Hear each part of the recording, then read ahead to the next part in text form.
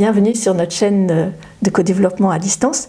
Aujourd'hui, on va s'interroger sur à qui proposer du co-développement à distance. Alors on reçoit Florence, qui est passionnée de l'analyse, de comportement humain, de l'accompagnement au changement, et qui va nous éclairer sur les différents utilisateurs, les différents types d'utilisateurs, et comment est-ce qu'on répond à leurs besoins, à qui s'adresse le co-développement à distance. Alors, j'ai l'habitude de distinguer 3 profils. Le premier profil, je le qualifierais d'opportuniste. En fait, c'est des personnes qui ont déjà testé des séances de co-développement en présentiel, qui, le distanciel, ils l'ont fait par défaut. Et du coup, ils restent frileux par rapport à la valeur ajoutée du distanciel au regard du présentiel. Alors par défaut, c'est quoi? Par défaut, c'est qu'ils l'ont testé par contrainte, soit parce que ils n'ont pas pu se déplacer ou ils n'ont pas trouvé de date commune et donc on se fait un distanciel. Donc c'est plus ça par défaut, c'est pas un choix. Ok. Le deuxième profil, donc ça c'est plus des personnes qui sont dans des organisations où le co-développement est déjà bien installé, la culture du co-développement est déjà bien installée, avec tout ce qui touche à un esprit collaboratif, travailler ensemble, créer de l'émulation. Et également, en tout cas, c'est des personnes qui ont vraiment à cœur d'aller vers des approches innovantes. Et en plus de ça, on rajoute une petite caractéristique, c'est des personnes qui sont vraiment sensibles à leur empreinte carbone. Cette catégorie-là de personnes, moi je les appelle les pionniers. Dernière catégorie, c'est les ambassadeurs.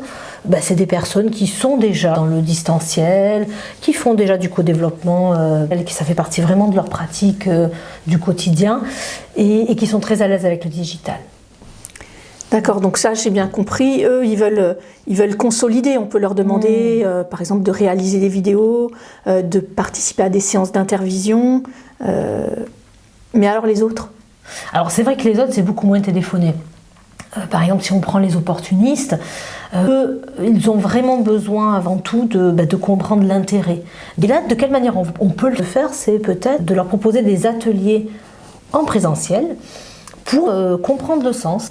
Et puis également, on peut proposer une soirée, un goûter ou un petit déjeuner, on va dire découverte, pour vraiment expliquer le sens au travers peut-être d'une vidéo témoignage. Et pourquoi pas, ce sera l'occasion de prendre des inscriptions et de créer une sorte de collectif en présentiel pour aller vers du distanciel. D'accord, vous leur montrez les vidéos des ambassadeurs. C'est ça, par exemple. Voilà, exactement.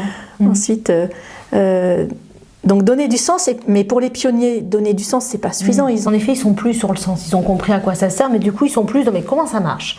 Et donc là, nous, on va vraiment être très concret en leur proposant, par exemple, des séances découvertes à distance, ou pourquoi pas d'intégrer un groupe pilote dans la durée. Et c'est vrai que finalement, quand je vous dis ça, je me dis qu'on est vraiment sur les étapes de l'accompagnement au changement.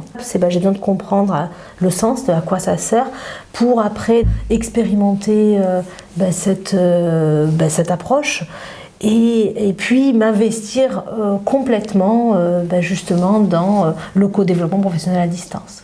Voilà les étapes du changement. Oui. Comprendre, goûter, s'investir. C'est exactement ça. Merci Florence. Avec à bientôt. plaisir. Merci.